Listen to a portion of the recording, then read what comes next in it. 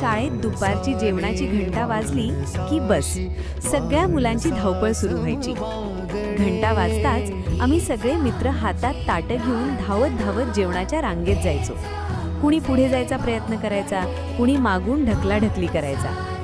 जेवणवाल्या काकी ओरडायच्या, अरे ढकलू नका, सगळे रांगेत राहिल्याशिवाय कुणालाच देणार नाही. मग सगळे एका लाईनीत उभे राहायचे आणि शांतपणे जेवण घ्यायचे.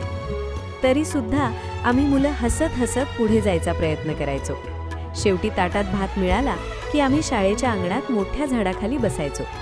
4 मित्र एकत्र बसून गप्पा मारत हसत एकमेकांच्या ताटात डोकावत जेवण करायचो. कधी कुणाचा भात जास्त, कुणाची आमटी जास्त, एकमेकांमध्ये वाटून खायचो. जेवण झालं की शेवटी सगळे जाऊन नळावर ताटं धुवायचो, पाणी उडवत मस्तीही करायचो.